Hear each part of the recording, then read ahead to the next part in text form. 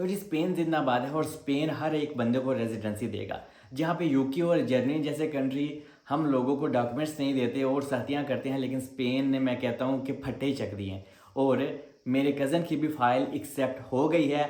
और अभी आपको बता दूँ कि जो नए नए लोग आना चाहते हैं उनके लिए भी सुनहरी मौका है, लेकिन पहले मैं उन लोगों का गाइड कर दूं जिसमें मेरा कज़न भी है कि अभी आप लोगों की फ़ाइल भी एक्सेप्ट हो गई है तो कितना टाइम वगैरह लग सकता है। यहाँ पे आप लोगों के कुछ क्वेश्चन है वो भी मैं आपको गाइड करूँगा, कुछ लोगों को कुछ मसले भी आ रहे हैं। एनीवे स्टेप बाय स्टेप सारी चीज़ें गाइड करता हूँ।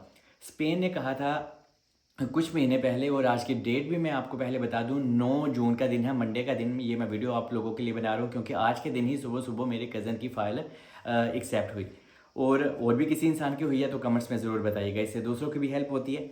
सेकंड, कुछ स्टेप होते हैं, लेकिन जब आप यहाँ पे आते हैं स्पेन में, आपकी इम्पाद्रोनामेंटो हो गई और आप 2025 में यहाँ पे आए थे, जुलाई अगस्त सितंबर में, तो अभी आप लोग अपनी रेजिडेंसी के लिए अप्लाई कर सकते हैं। जैसे कि मेरा कज़न, मैंने कहा यूके से वो आया था तो अभी उसकी फ़ाइल एक्सेप्ट हुई।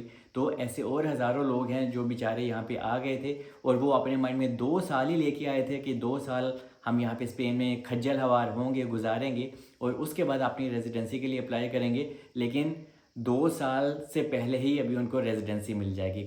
और यहाँ पे जब आपकी फ़ाइल एक्सेप्ट हो जाती है तो यहाँ पे देखिए मैंने लिखा हुआ है मैस 1, मैस 2, मैस 3, मतलब कि 1 महीना, 2 महीना, 3 महीना, ठीक है। क्योंकि जब आपकी फ़ाइल एक्सेप्ट होती है तो फिर आप लोगों को आपका सोशल सिक्योरिटी नंबर भी प्रोवाइड कर दिया जाता है, और जिसके ऊपर बाद में आप अपना तासा देते हैं। तासा मतलब कि आसान लफ्ज़ों में समझाता हूँ कि आप लोग अपना टैक्स वगैरह देते हैं। लेकिन कुछ लोगों को, मेरे कज़न को भी तकरीबन कुछ 7 दिन बाद ही इसका ये सोशल सिक्योरिटी नंबर मिला। लेकिन अगर आपको किसी भी वजह से आपका सोशल सिक्योरिटी नंबर नहीं मिलता तो आप कोई भी वकील कर सकते हैं, क्योंकि कुछ वकीलों को अथॉरिटी होती है, तो वो आपका सेम डे में भी वो आपको आपका सोशल सिक्योरिटी नंबर लेके दे सकते हैं। थोड़ा सा रश है यहाँ पे, लेकिन अगर सेम डे में नहीं मिलता तो 2 से 3 दिन में आपके पास आपका सोशल सिक्योरिटी नंबर आ जाता है। याद रहे कि जब आपकी फ़ाइल एक्सेप्ट हो रही है तो उसके बाद आपको काम की भी परमिशन होती है और आपको सोशल सिक्योरिटी जब नंबर आता है, तो अगर आप अपने लिए जॉब तलाश करते हो तो ये बहुत अच्छा है। लेकिन अभी यहाँ पे थोड़ा सा ट्विस्ट ये है कि जैसे कि मेरा कज़न है, अभी उसके पास सब कुछ है, सोशल सिक्योरिटी है, सब कुछ ओके है, तो अभी इसके पास वर्क कॉन्ट्रैक्ट भी है। अभी ये वर्क कॉन्ट्रैक्ट हमने बाय नहीं किया क्योंकि हमारी फैमिली यहाँ पे है, तो धक्के ठुड्डे खाने के बाद हमें कॉन्ट्रैक्ट जेन्युइन ही मिल गया। तो मतलब कि वो अभी काम भी करेगा, सारी चीज़ें ओके हो जाएंगी, तो बाद में मेरे कज़न की फ़ाइल को एक्सेप्ट होने के बाद टीआरसी कार्ड मिलने में तकरीबन 4 से 6 महीने लग सकते हैं।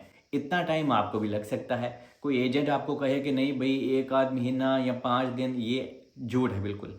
हो सकता है, क्योंकि 6 महीने तो मैंने कहा है, हो सकता है 8 महीने भी लग जाए, क्योंकि स्पेन ने ये नया नया प्रोग्राम निकाला है। पहले तो इस तरह का स्पेन में कोई सिस्टम ही नहीं था, क्योंकि हम लोग यहाँ पे 3 साल रहते थे, उसके बाद अपनी रेजिडेंसी के लिए अप्लाई करते थे और आपको एक कॉन्ट्रैक्ट बाय करना होता था। लेकिन अभी स्पेन ने कहा है 3 साल की बजाय आप 2 साल यहाँ पे स्पेन में रहें और उसके बाद आप अपने रेजिडेंसी के लिए अप्लाई करें। फिर से चीज़ें चेंज होगी कि स्पेन ने कहा अभी आपको 2 साल की बजाय, अगर आप कुछ 6 या 8 महीने हो गए हैं तो भी आप अपनी रेजिडेंसी अप्लाई कर सकते हैं, क्योंकि ये नई नई चीज़ें हो रही हैं। तो अभी जब मेरा कज़न और ऐसे और हज़ारों लोग हैं जिनके पास अभी प्रॉपर और अच्छे वाला काम होगा, उनका कॉन्ट्रातो होगा, तो जनाब आपको आपका रेजिडेंसी मिलने मिलाने में, क्योंकि जो फाइनल डिसीजन है ना, ये फाइनल वाला डिसीजन, ये बहुत काम का, ये जो मैंने जूम किया है, ठीक है।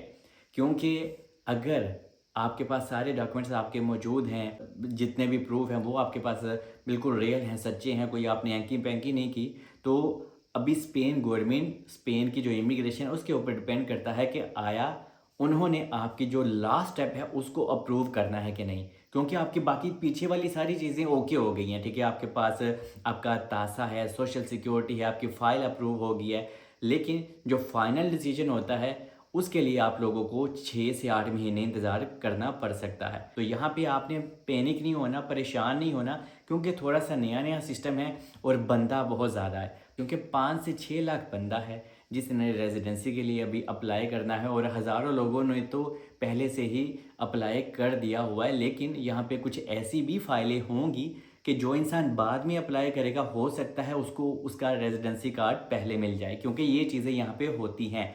क्योंकि कुछ लोग ये सवाल करते हैं कि यार पहले मैंने अप्लाई कर दिया था तो पहला मुन्नो ही लबेगा, लेकिन यहाँ पे स्पेन में ऐसा नहीं होता। यहाँ पे आपकी थोड़ी सी लक भी डिपेंड करती है, क्योंकि कभी कभी ऐसा होता है आपकी लक थोड़ी सी डिपेंड करती है। तो आपने परेशान नहीं होना, आप भी आपका काम हो के ही रहेगा अगर आप प्रॉपर तरीके से यहाँ पे रहते हो। और अगर आप कोई लैंग्वेज कोर्स करके बैठे हो, ये आपको आपकी रेजिडेंसी दिलाने में बहुत ज़्यादा मददगार साबित होगा। और प्लीज़ अगर आप यहाँ पे कहीं काम कर भी रहे हैं या सर्च कर रहे हैं या पहले से आपके पास काम है, तो लैंग्वेज सर्टिफिकेट अगर आप कर सकते हैं, यहाँ पे स्कूल्स होते हैं, आप एडमिशन वहाँ पे अप्लाई कर सकते हैं। लेकिन हर एक को एडमिशन मिलता भी नहीं है, क्योंकि ये आपके बार बार इंटरेस्ट शो करने के बाद ही आपको ये स्कूल वगैरह प्रोवाइड किया जाता है। तो कोशिश करें कि अगर आपको फ्री में कोई चीज़ मिलती है तो वो ज़रूर लें, क्योंकि यहाँ पे तो फ्री का धक्का भी नहीं मिलता।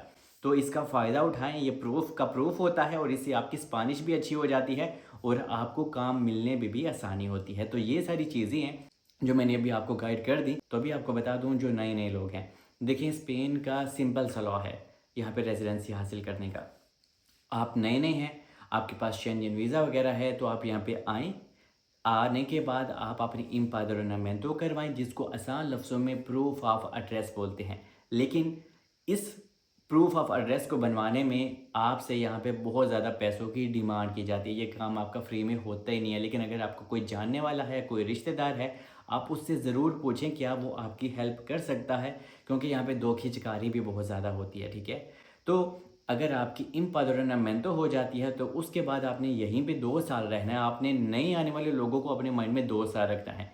क्या पता स्पेन आपको भी बाद में कोई ना कोई अपॉर्चुनिटी दे, क्योंकि जब आप सिस्टम में इनरोल हो जाते हो ना, अंदर आ जाते हो सिस्टम में, तो कोई ना कोई ऑप्शन, कोई ना कोई अपॉर्चुनिटी आप लोगों के पास आती रहती है।